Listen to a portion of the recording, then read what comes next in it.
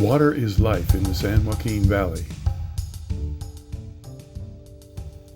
Long-term drought conditions in California threaten our water supply and water quality statewide. Climate change has pushed us to the edge of a life-and-death fight over water rights. As our reservoirs dry out and our overpumped groundwater sinks deeper and deeper, California struggles to find a sustainable path into our water future.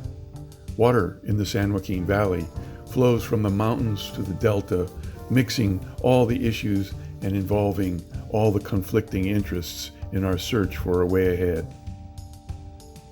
In the middle of the summer heat wave of 2021, I traveled to the San Joaquin Valley to see our water system in the grips of this severe drought. There are two main watersheds in the San Joaquin Valley, which spans from Sacramento in the north to Bakersfield in the south: the San Joaquin River watershed and the Tulare Basin watershed. Tulare Basin. The Tulare Lake watershed is the same size as the San Joaquin River watershed. Tulare Lake was the largest freshwater lake west of the Mississippi before 1848. The rivers that drain into the Tulare Lake are the Kings River, the Kaweah River, the Tule River, and the Kern River.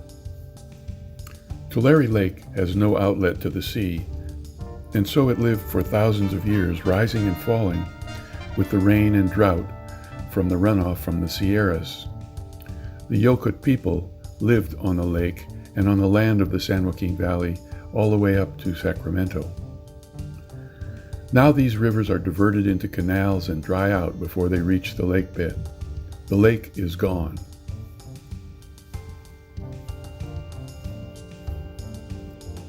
The dry lake bed, in its natural state, can still be seen in the Kern National Wildlife Refuge. Tulare Basin is now primo agricultural land, producing cotton, almonds, pistachios, and other crops compatible with the high salt levels of the old lake bed. Without cheap water from the state canals, this land would not be economically viable for farmers.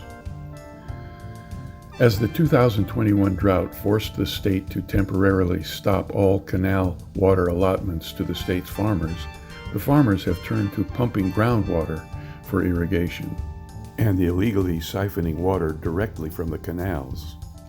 Aquifers are sinking deeper and deeper. Land subsidence haunts the valley. Sinking canals interrupt drainage, forcing ever more expensive repairs and unsustainable reliance on pumping of groundwater. Only giant farms can afford the expenses of pumping from deep wells, causing small farmers and many residents reliant upon shallower, dried-out wells to abandon the valley. San Joaquin River watershed. The San Joaquin Valley has many rivers that all drain first into the San Joaquin River, then to the Sacramento-San Joaquin Delta, and into the San Francisco Bay, flowing into the sea through the Golden Gate. The rivers of the San Joaquin Valley: the San Joaquin River, the Fresno River, the Chowchilla River, the Merced River, the Tuolumne River, the Stanislaus River, the Calaveras River, the Mokelumne River.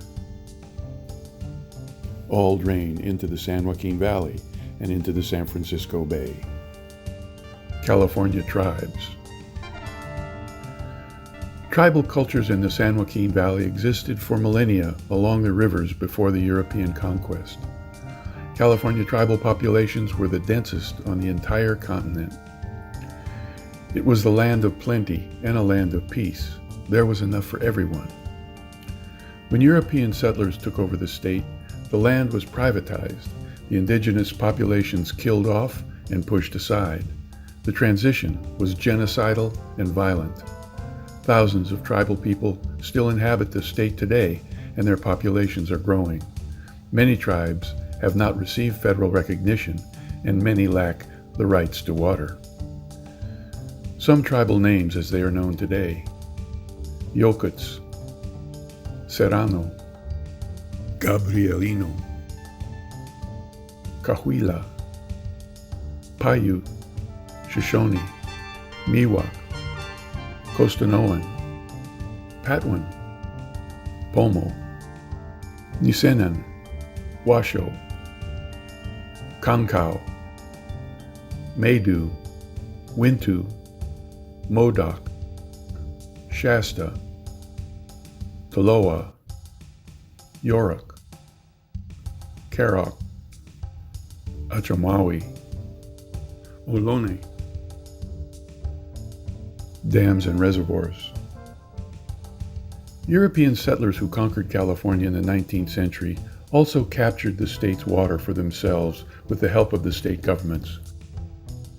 One by one, the rivers have been dammed, canals installed, and the water diverted into canals for irrigation and urban use.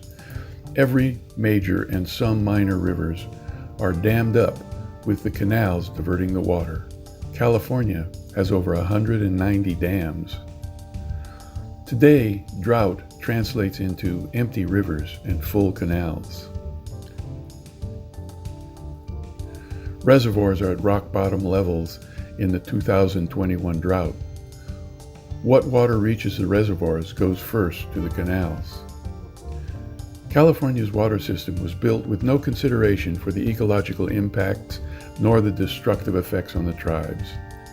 San Joaquin Valley major reservoirs. The major reservoirs are Lake Isabella on the Kings River, Lake Success on the Tule River, Lake Kaweah on the Kaweah River,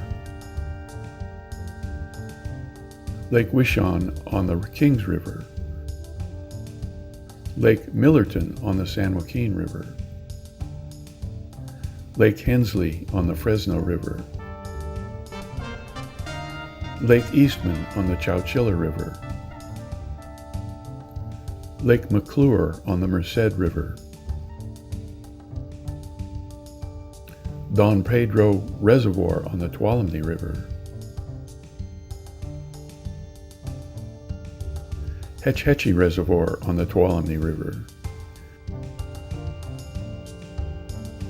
Tulloch Reservoir, one of 7 dams on the Stanislaus River, New Melones Lake on the Stanislaus River, New Hogan Lake on the Calaveras River, the Pardee Reservoir on the Mokelumne River,